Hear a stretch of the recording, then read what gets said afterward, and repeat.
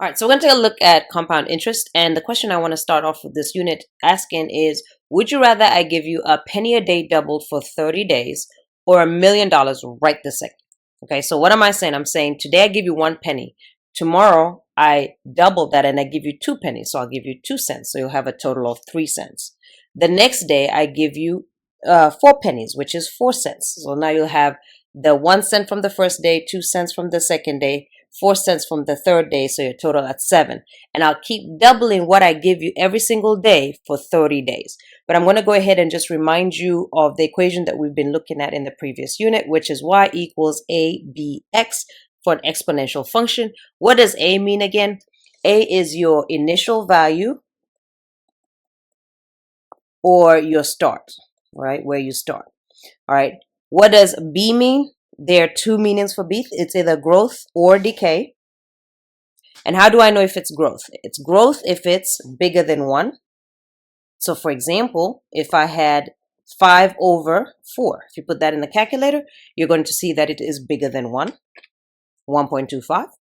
Or it's decay if it is between 0 and 1. So if B is between 0 and 1. So not if it's negative, but if it's just between 0 and 1. For example, 4 over 5. So if I put that in the calculator, so again, if you're not good with fractions, just put it in the calculator.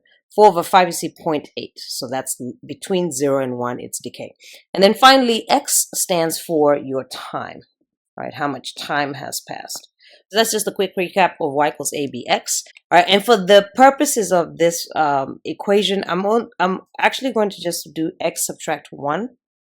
And you can see as soon as I do that, what happens? The 1 comes down here. To keep an exponent on the top, all you have to do is close the parentheses. So I'm going to go back up here, close the parentheses so it can note to, I want you to stay up there and do x equals 1.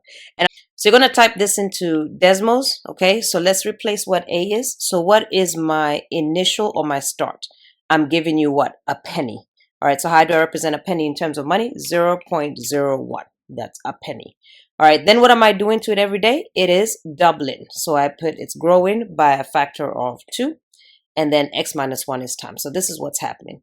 All right, so you're going to type it into Desmos, press gear and settings. So we're going to press that, then press table, and it's going to make a table. And this is going to line up because you see on day 1, I give you 1 penny. Day 2, I give you 2 pennies. On day 3, all right, I'm going to give you 4 pennies. I'm just going to keep doubling your pennies. It's going to be 0.01. And then this is 2 and x minus 1.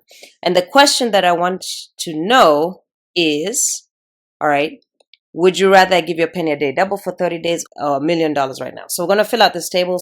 So we start off with 1 cent, and then I'm going to double that. So the next day I'm going to give you 2 cents.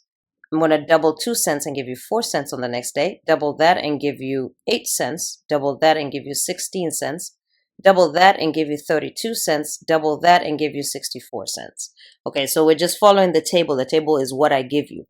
But then there's also a total amount. What I want you to do is only do the total at the end of each section. So right here, I want the total. This is another section. I want a total right here. And then this is another section up to right here. I want a total right here. And then a total each time after that.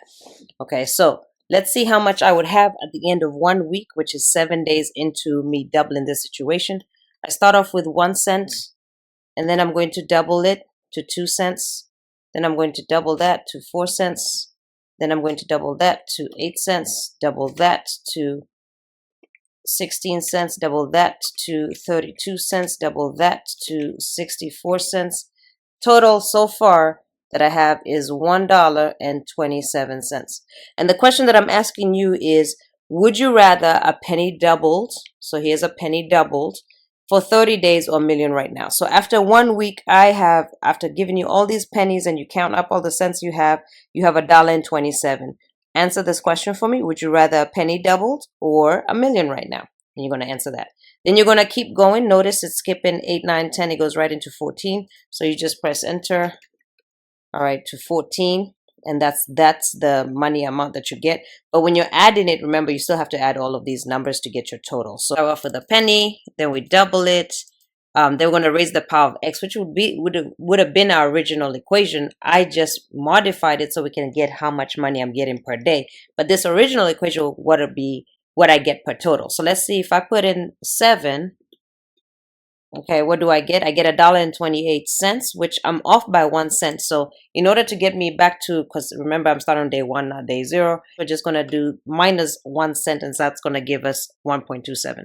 So you're going to use this formula to tell you what the total is on day 16. So for example, all I do is I come change this number from 7 to 16. So I should have $655.35. So you're going to write in how much money am I giving you at 14 days? How much am I giving you at 15? How much money am I giving you at 16? And then answer this question once again. Would you rather I give you $655.35 after 16 days, so a little bit past halfway? Would you rather I give you $655.35, and remember I'm still doubling the amount all the way to 30 days, or would you like $1 million? You're going to type that right there. So just keep pressing enter, 14, 15, and 16, typing those values there. To get the total, we're using, instead of doing it manually, we're using this equation, and we just keep changing the X value to whatever we want, but we're going to subtract that 1 cent since we're starting on day 1 and not 0. Let's practice.